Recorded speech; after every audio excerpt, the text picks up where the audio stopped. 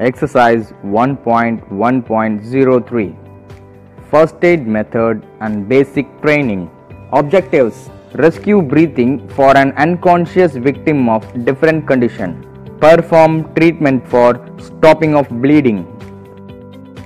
Electrical shock and breathing problems. The severity of an electric shock will depend on the level of the current which passes through the body and the length of the time of contact. Do not delay.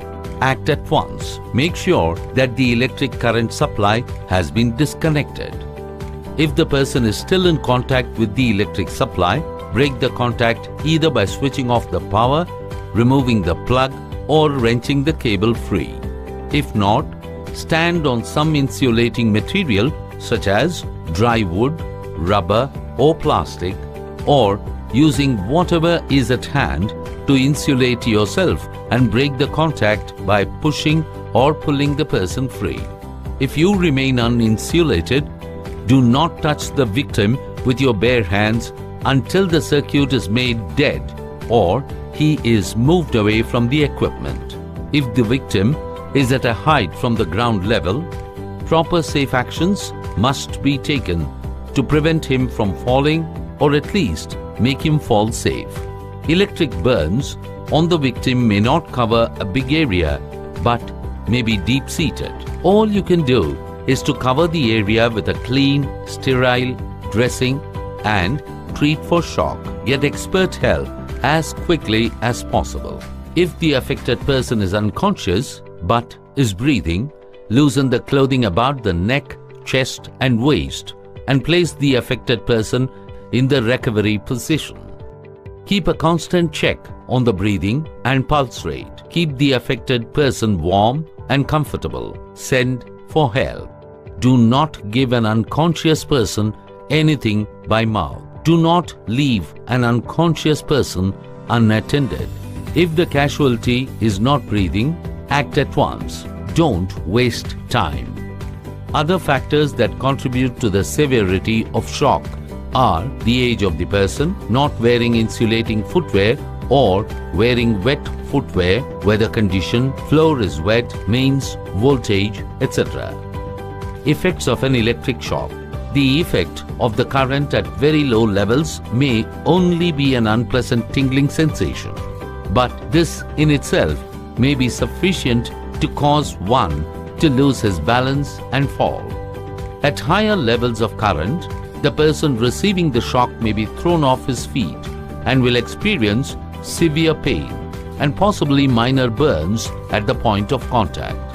At an excessive level of current flow, the muscles may contract and the person may be unable to release his grip on the conductor. He may lose consciousness and the muscles of the heart may contract spasmodically, fibrillation. This may be fatal. Electric shock can also cause burning of the skin at the point of contact. Treatment for electric shock. Prompt treatment is essential. If assistance is available nearby, send for medical aid.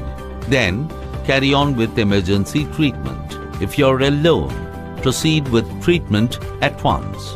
Switch off the current if this can be done without undue delay.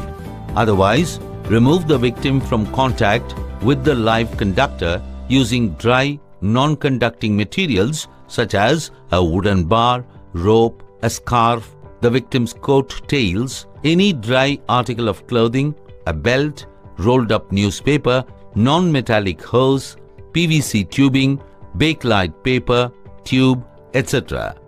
Avoid direct contact with the victim. Wrap your hands in dry material if rubber gloves are not available. Electrical burns. Applying first aid to the burns until breathing has been restored and the patient can breathe normally unaided. Burns and scalds. Burns are very painful. If a large area of the body is burnt, give no treatment except to exclude the air. Example, by covering with water, clean paper or a clean shirt. This relieves the pain. Severe bleeding. As an immediate first aid measure, pressure on the wound itself is the best means of stopping the bleeding and avoiding infection.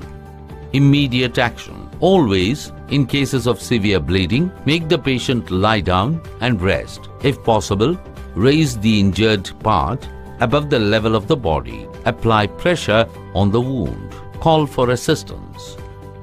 To control severe bleeding, squeeze together the sides of the wound. Apply pressure as long as it is necessary to stop the bleeding. When the bleeding has stopped, put a dressing over the wound and cover it with a pad of soft material. For an abdominal stab wound, such as may be caused by falling on a sharp tool, keep the patient bending over the wound to stop internal bleeding. Large wound. Apply a clean pad, preferably an individual dressing, and bandage firmly in place. If the bleeding is very severe, apply more than one dressing. Follow the right methods of artificial respiration. Eye injury.